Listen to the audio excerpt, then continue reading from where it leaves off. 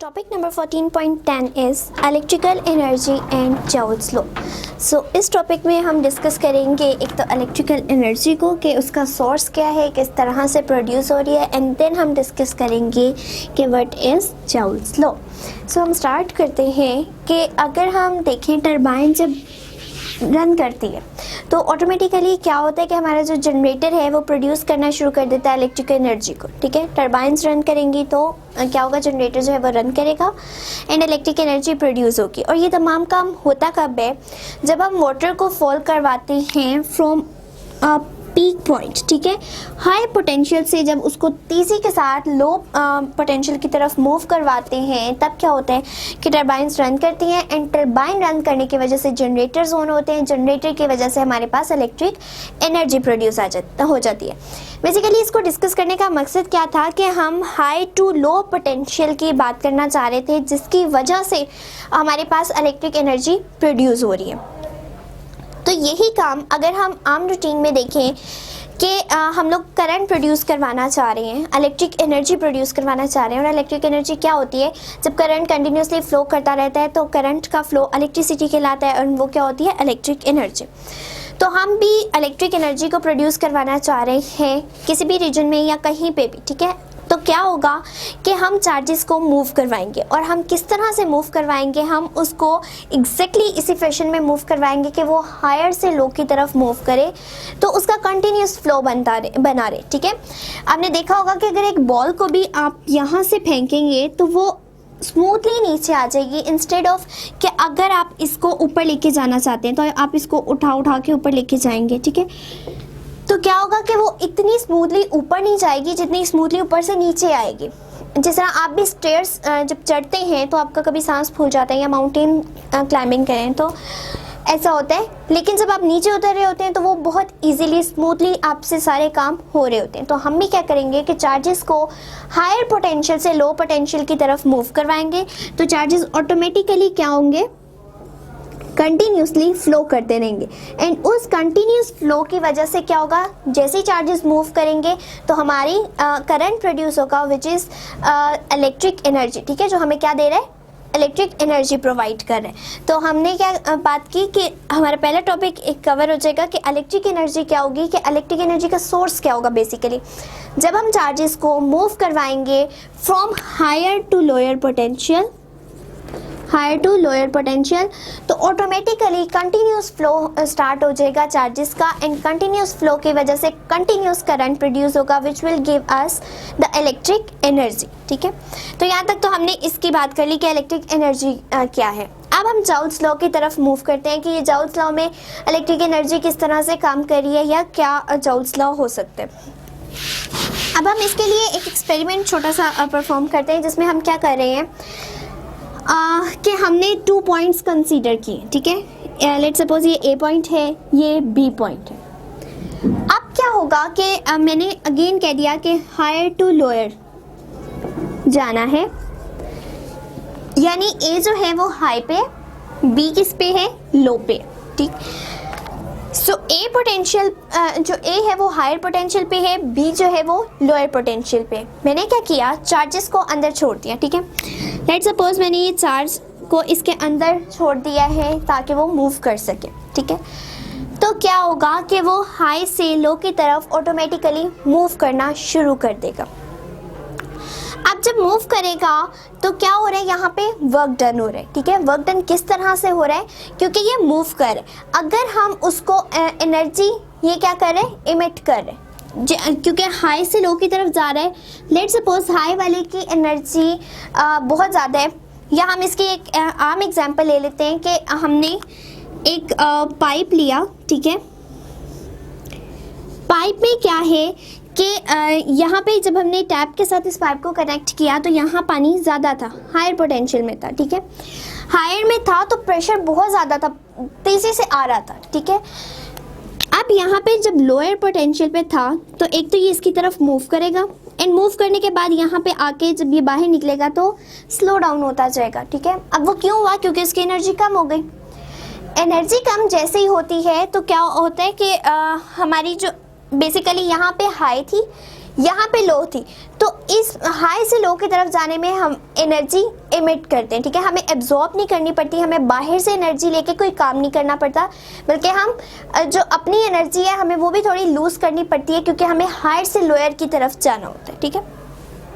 ये चार्ज को as it is यहाँ पे छोड़ा और यहाँ पे क्या आ चुका है, हायर और लोअर पोटेंशियल। इट मीन्स यहाँ पे पोटेंशियल डिफरेंस क्रिएट हो चुका है। पोटेंशियल डिफरेंस के अंदर हमने एक चार्ज को छोड़ा जो कि अब automatically higher to lower move करना शुरू कर गया। इट मीन्स यहाँ पे वर्क डन हुए, और वर्क डन या अमाउंट ऑफ एनर्जी उसको हम कहते हैं अमाउंट ऑफ हीट जनरेटेड, ठीक है, वो वर्क डन के इक्वल है, तो उसको हम W से रिप्रेजेंट करते हैं। अब ये W बेसिकली इक्वल किसके हैं, ये चार्ज जो कि हमने मूव करवाने के लिए छोड़ दिया फ्रीली, ठीक है, और कहाँ पे, जब वहाँ पे पोटेंशियल डिफरेंस था, इट मीन्स वोल्टेजेस वहाँ पे प्रेजेंट थे, तो ये Q किसके इक्वल होगा, Q एंड V के, ठीक है।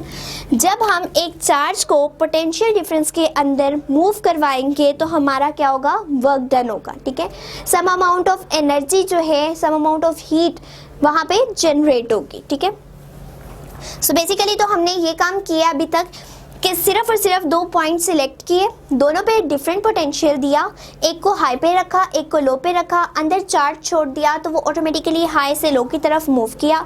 हमने कहा ये जो इसकी मूवमेंट हुई है इसकी वजह से वर्क डन हुआ है, और वर्क डन किसके इक्वल आएगा, QV के, यानी जो जितना चार्ज मूव किया है इन अ पोटेंशियल डिफरेंस V, ठीक है। इतना काम अब हमने कर लिया। अब हम सेकेंडली बात कर रहे हैं कि चार्ज मूव कर रहे हैं, और चार्ज मूव करने पे हमने सबसे पहले बात की थी इलेक्ट्रिक एनर्जी की, ठीक है। इलेक्ट्रिक एनर्जी में हमने क्या कहा था कि चार्ज मूव कर रहा है फ्रॉम हाई टू लो, ठीक है, ये हाई पे है, हाई टू लो मूव कर रहा है, और इसके मूवमेंट की वजह से क्या प्रोड्यूस हो रहा है, करंट प्रोड्यूस हो रहा है। ये कंटिन्यूसली मूव कर रहा है तो कंटिन्यूस करंट प्रोड्यूस हो रहा है। इसका मतलब है अगर हम इसको इस केस में अप्लाई करें तो यहाँ पे इलेक्ट्रिक एनर्जी प्रोड्यूस होगी, क्यों, क्योंकि चार्ज मूव कर रहा है, और मूव किस तरह कर रहा है, from higher to lower potential, और हायर टू लोअर पोटेंशियल में कंटिन्यूस फ्लो के साथ हमें इलेक्ट्रिक एनर्जी भी गेन होगी, यानी करंट प्रोड्यूस होगा, ठीक है। तो करंट प्रोड्यूस हो रहा है, करंट के लिए फॉर्मूला क्या होता है, I इक्वल्स टू Q/T, ठीक है। ये भी हम जस्ट फॉर्मूलाज देख रहे हैं कि अगर हम एक चीज़ को देख रहे हैं तो उसमें क्या क्या चीज़ें हमें फर्दर नज़र आ रही हैं, ठीक है। जस्ट ये हमारे पास पिक्चर थी कि 2 पोटेंशियल डिफरेंस पे, डिफरेंट पोटेंशियल डिफरेंस थे 2 पॉइंट्स पे, एक चार्ज को छोड़ा तो उस पर क्या क्या चीज़ें इफेक्ट कर रही हैं। एक तो वो वर्क डन कर रहा है, सेकेंडली उसके कंटिन्यूस फ्लो की वजह से from higher to low current produce हो रहा है, ठीक है। अब इतनी बात होगी। अब हम यहाँ पे देख रहे हैं कि यहाँ पे Q फैक्टर भी प्रेजेंट है, जबकि यहाँ पे भी प्रेजेंट है। हम ऐसा कर सकते हैं कि यहाँ से Q की वैल्यू सेपरेट आउट करें एंड इस वैल्यू में पुट कर दें। तो किस तरह से हम करेंगे, अगर हम इसको इस तरह ले जाएं, I T को मल्टीप्लाई कर दें तो Q सेपरेट हो गया, ठीक है। इस Q को हम इसमें पुट कर सकते हैं, सो ये क्या बन जाएगा, W equals to I T and V, ठीक है। या इसको इस तरह भी लिख सकते हैं, या मल्टीप्लाई के साइन के साथ भी लिख सकते हैं, बात एक ही है, एंड V। सो अभी तक हमने ये देखा कि अब हम इसको क्या करते जा रहे हैं, थोड़ा मॉडिफाई करते जा रहे हैं कि एक ही सिचुएशन के अंदर जो जो काम हो रहे हैं उसको इकट्ठा करते जा रहे हैं, असेंबल करते जा रहे हैं। पहले हमने 2 डिफरेंट स्टेप में देखा, देन हमने उन दोनों को कंबाइन करके एक न्यू फॉर्म बना ली, ठीक है। अब इस फॉर्म के बाद हम देखते हैं कि क्या ऐसा पॉसिबल है कि कोई और फॉर्म भी यहाँ पे क्रिएट हो सके। तो हम लोग यहाँ पे देखते हैं कि V किसके इक्वल होता है, V इक्वल्स टू IR, ठीक है। अब ये V इक्वल्स टू IR क्यों कह रहे हैं हम, क्योंकि हमने दोनों पॉइंट्स पे क्या रखा है, पोटेंशियल डिफरेंस क्रिएट करवाया, हम वोल्टेजेस दे रहे हैं। वोल्टेजेस देने की वजह से चार्ज जो है, पोटेंशियल डिफरेंस क्रिएट हुआ, पोटेंशियल डिफरेंस की वजह से चार्ज ने मूव करना शुरू कर दिया।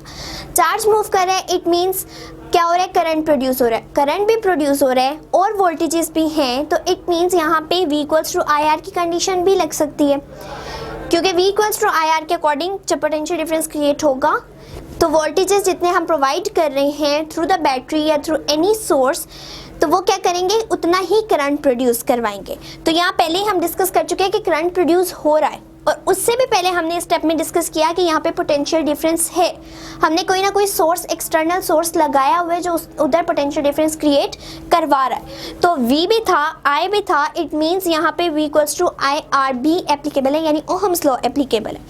अब अगर हम यहाँ से V की वैल्यू पुट कर दें तो हमारे पास क्या बन जाएगा, इसको हम यहाँ पे मेंशन कर लेते हैं।